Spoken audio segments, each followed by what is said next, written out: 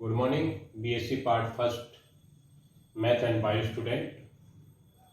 Last time हमने hydrogen bonding के बारे में पढ़ा, लेकिन इससे पहले हमने आयनिक और कोवलेंट बॉन्ड के बारे में पढ़ा था। कोवलेंट बॉन्ड को दो सिद्धांत हैं मुख्य, जो एक तो वैलेंस बॉन्ड थ्योरी जो इस बॉन्ड की व्याख्या करता है, और दूसरा सिद्धांत है मॉलिक्यूलर ऑर्बिटल थ्योरी है। लेकिन वीबीटी है यानी वैलेंस बॉन्ड थ्योरी है, उसमें कुछ कमियां पाई गई जिसके बारे में अब अभी हम यहाँ चर्चा करेंगे, और उसके बाद हम इसकी जो दूसरी थ्योरी है मॉलिक्यूलर ऑर्बिटल थ्योरी उसके बारे में पढ़ेंगे। तो लिमिटेशन ऑफ वीबीटी यानी वैलेंस बॉन्ड थ्योरी, इसमें निम्न कमियां पाई गई जो ये निम्न कोवलेंट बॉन्ड के अंदर निम्न गुणों की व्याख्या नहीं करता है, जिसके अनुसार एक दूसरा आधुनिक सिद्धांत प्रतिपादित किया गया जिसे मॉलिक्यूलर ऑर्बिटल थ्योरी कहते हैं। तो limitation of VBT, number 1, valence bond theory के अनुसार कोवलेंट बॉन्ड में इलेक्ट्रॉन पेयर दोनों एटम से प्राप्त होते हैं, परंतु कोऑर्डिनेशन बॉन्ड यानी उपसंयोजक बंध में इलेक्ट्रॉन पेयर है वो एक ही परमाणु से प्राप्त होता है। अतः वैलेंस बॉन्ड थ्योरी इस गुण की व्याख्या नहीं करता है कि कोऑर्डिनेशन बॉन्ड में इलेक्ट्रॉन पेयर एक ही परमाणु क्यों देता है। दूसरा है वैलेंस बॉन्ड थ्योरी के अनुसार ऑक्सीजन मॉलिक्यूल है वो प्रतिचुंबकीय होता है, यानी इसमें प्रतिचुंबकीय गुण पाया जाता है, जबकि यह एक पैरामैग्नेटिक मॉलिक्यूल है यानी ये अनुचुंबकत्व गुण दर्शाता है, जिसकी व्याख्या ये सिद्धांत नहीं करता है। तीसरा पॉइंट, विषम संख्या इलेक्ट्रॉन। कई बार कुछ परमाणुओं में उपसंयोजक बंध और संयोजक बंध बनने पर मॉलिक्यूल पर केंद्रीय परमाणु पर एक विषम इलेक्ट्रॉन का रह जाना, या आयन बनने पर यानी जो संयोजक यौगिक और उपसंयोजक यौगिक बनता है उस पर आवेश प्राप्त हो जाता है, जिसकी व्याख्या ये सिद्धांत नहीं करता है। जैसे फॉर एग्जांपल नाइट्रोसिल आयन है तो नाइट्रोसिल आयन पर एक विषम इलेक्ट्रॉन उपस्थित होता है, जिसकी व्याख्या ये वीबीटी सिद्धांत नहीं करता है। ठीक उसी प्रकार H2 आयन बनते हैं, जिसकी व्याख्या ये सिद्धांत की भी क्यों बनते हैं H आयन, जिसकी व्याख्या ये सिद्धांत नहीं करता है।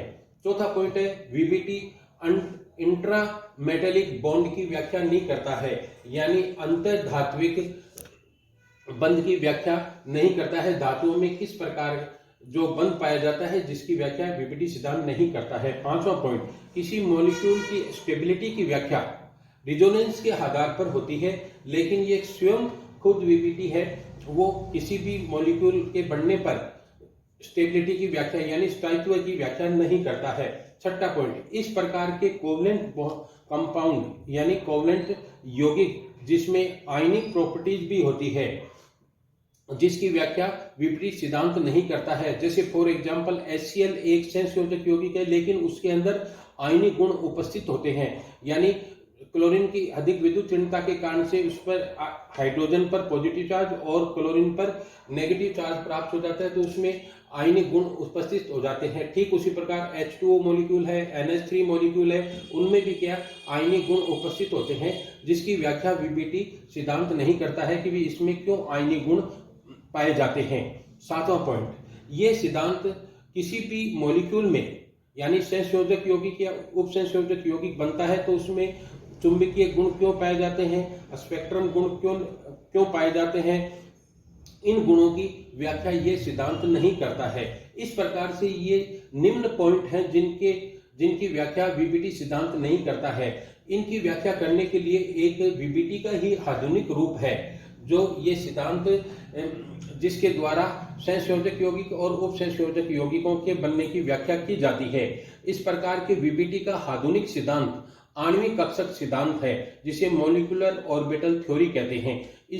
इस अनुसार जब दो या दो से अधिक परमाणु कक्षक एक साथ अतिव्यापन करके कक्षकों का निर्माण करते हैं, जिसे मॉलिक्यूलर ऑर्बिटल कहते हैं यानी आणविक कक्षक कहते हैं। अतः ये सिद्धांत कक्षकों के अतिव्यापन पर आधारित है। कक्षकों का अतिव्यापन परमाणविक कक्षकों के रेखीय संयोग द्वारा प्राप्त होता है, और अणु बनने के पश्चात परमाणविक कक्षक अपना अस्तित्व खो देते हैं। इसलिए अणु कक्षक परमाणु कक्षकों से भिन्न होते हैं।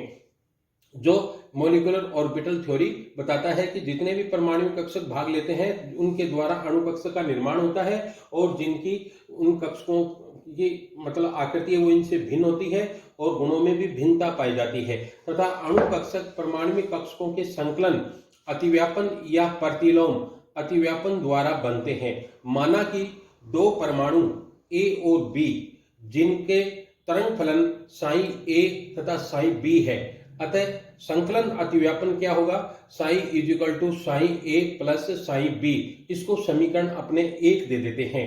इसी प्रकार से प्रतिलोम अतिव्यापन यानी साई बराबर psi A minus psi B, इसको समीकरण 2 दे देते हैं।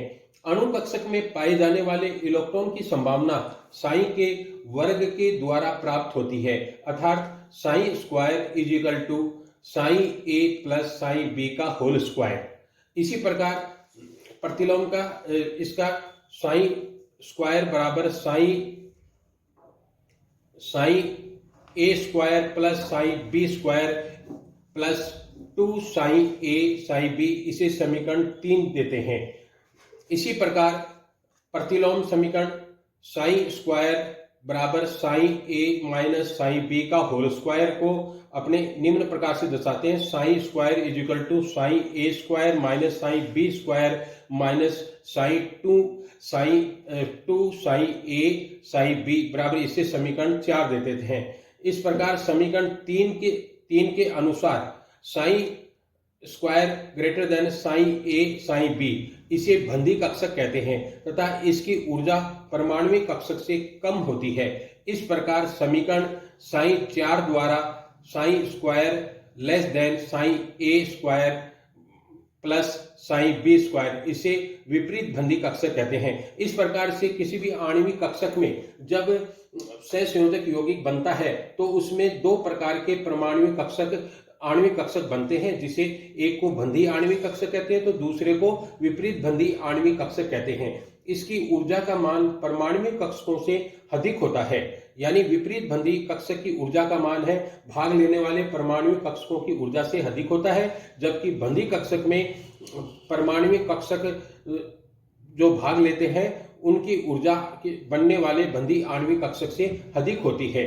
अतः इसे निम्न समीकरण आरेख द्वारा दर्शाते हैं, यानी बंधी और विपरीत बंधी आणविक कक्षक को निम्न आरेख द्वारा दर्शाते हैं।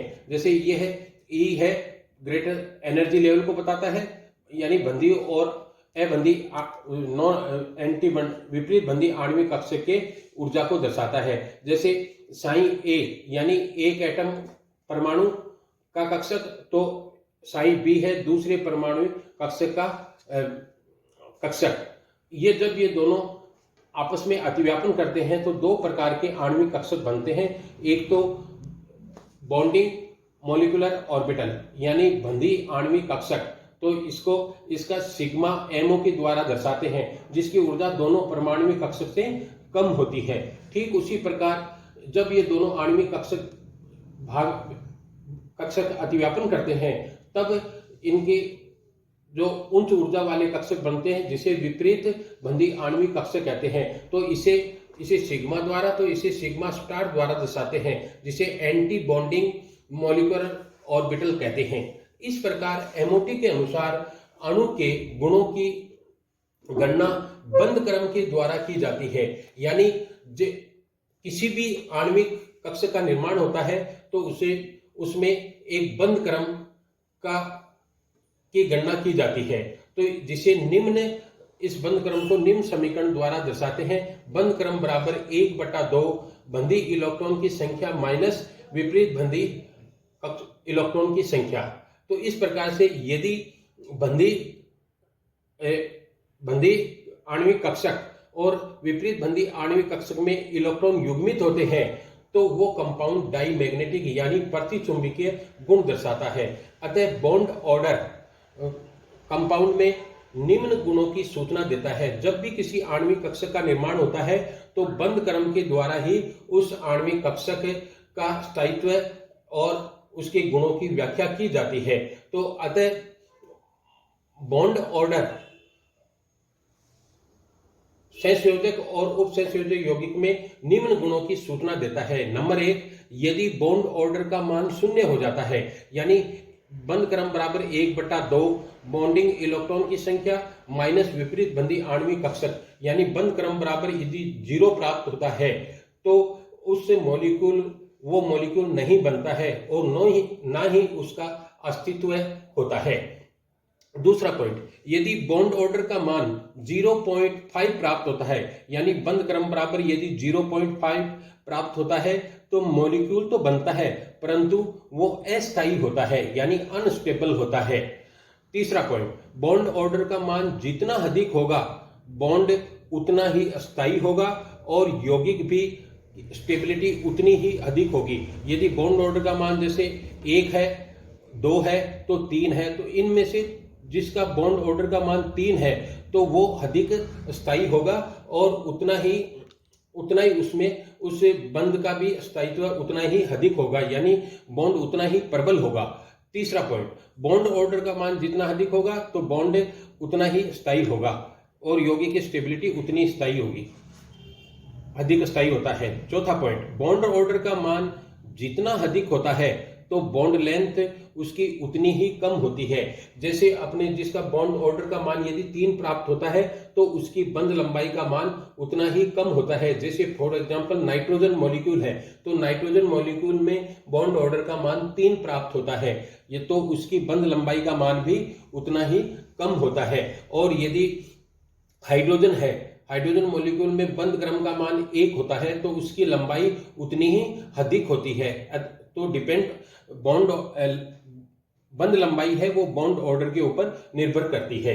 पांचवा पॉइंट, यदि मॉलिक्यूल आरेख में अनपेयर्ड इलेक्ट्रॉन होते हैं, यानी bonding BMO bonding molecule orbital और एंटी बॉन्डिंग मॉलिक्यूलर ऑर्बिटल में यदि इलेक्ट्रॉन अयुग्मित अवस्था में होते हैं तो वह यौगिक है वो प्रतिचुंबकीय गुण दर्शाएगा। और यदि इनमें इलेक्ट्रॉन दोनों में ही यदि युग्मित पाए जाते हैं तो इसमें यौगिक है वो डाईमैग्नेटिक होगा, यानी प्रतिचुंबकीय गुण दर्शाएगा। जैसे फॉर एग्जांपल ऑक्सीजन है, ऑक्सीजन मॉलिक्यूल में एंटी बॉन्डिंग ऑर्बिटल यानी ABMO के अंदर एक इलेक्ट्रॉन अयुग्मित होने के कारण से यह यौगिक है वो अनुचुंबकीय गुण दर्शाएगा। और इसी प्रकार से हाइड्रोजन मॉलिक्यूल है तो उसमें सभी इलेक्ट्रॉन युग्मित होते हैं तो इस कारण से वो प्रतिचुंबकीय गुण दर्शाएगा। नेक्स्ट है बॉन्डिंग मॉलिक्यूलर ऑर्बिटल और एंटी बॉन्डिंग मॉलिक्यूलर ऑर्बिटल में अंतर। इन दोनों में अंतर पाया जाता है। यदि बॉन्डिंग ऑर्बिटल मॉलिक्यूलर ऑर्बिटल बनता है तो उसमें एंटी बॉन्डिंग ऑर्बिटल का भी निर्माण होता है।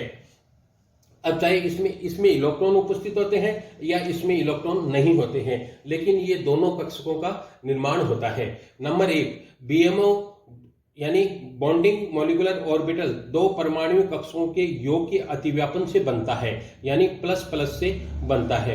लेकिन ABMO anti bonding molecular orbital में परमाणु कक्षकों का अतिव्यापन परमाणु कक्षकों के अंतर अतिव्यापन से बनता है, यानी इन दोनों में अंतर उपस्थित होने के कारण से बनता है। यानी पॉजिटिव और नेगेटिव पोल होंगे, परमाणु कक्षक होंगे तो तभी उसमें एंटी बॉन्डिंग ऑर्बिटल का निर्माण होगा। दूसरा पॉइंट, दूसरा अंतर, बॉन्डिंग मॉलिक्यूलर ऑर्बिटल कक्षकों की ऊर्जा परमाणु कक्ष भाग लेने वाले परमाणु कक्षकों की ऊर्जा से कम होती है, जबकि एंटी बॉन्डिंग मॉलिक्यूलर ऑर्बिटल में भाग लेने वाले परमाणु कक्षकों की ऊर्जा का मान है वो कम अधिक होता है। यानी एंटी बॉन्डिंग ऑर्बिटल की ऊर्जा का मान भाग लेने वाले परमाणु कक्षकों से अधिक होगा, तो यही कारण है कि इसकी ऊर्जा अधिक पाई जाती है। तीसरा पॉइंट, बॉन्डिंग मॉलिक्यूलर ऑर्बिटल कक्षकों में इलेक्ट्रॉन पाए जाने की प्रायिकता अधिकतम होती है, यानी बॉन्डिंग ऑर्बिटल में इलेक्ट्रॉन उपस्थित होते हैं जबकि एंटी बॉन्डिंग में इलेक्ट्रॉन है वो पाए जाने की संभावना कम होती है। इसलिए बॉन्डिंग मॉलिक्यूलर ऑर्बिटल में इलेक्ट्रॉन घनत्व का मान है वो क्या है, अधिक होता है, जबकि एंटी बॉन्डिंग मॉलिक्यूलर ऑर्बिटल में इलेक्ट्रॉन पाए जाने की प्रायिकता कम होती है, क्योंकि साई की पावर +2 होती है, अतः इसे शून्य होती है, क्योंकि दोनों नाभिकों में प्रतिकर्षण होता है और कोई बंध नहीं बनता है। इस कारण से एंटी बॉन्डिंग ऑर्बिटल हैं, उनमें इलेक्ट्रॉन पाए जाने की संभावना कम होती है, साथ ही इलेक्ट्रॉन घनत्व भी कम होता है। ये 3 अंतर बॉन्डिंग ऑर्बिटल और एंटी बॉन्डिंग ऑर्बिटल में पाए जाते हैं। एग्जाम में कई बार MOT limitation of valence bond theory पूछा जाता है, साथ ही इसमें बॉन्ड ऑर्डर बंध क्रम क्या होता है, सभी मॉलिक्यूल के बॉन्ड ऑर्डर का मान भी पूछा जाता है, और साथ में बॉन्डिंग ऑर्बिटल और एंटी बॉन्डिंग ऑर्बिटल में क्या अंतर होता है, बंध क्रम क्या है, इसमें ये मॉलिक्यूलर ऑर्बिटल में किन किन गुणों की व्याख्या करता है। इस प्रकार की ये सभी क्वेश्चन पूछे जाते हैं। Okay, thank you.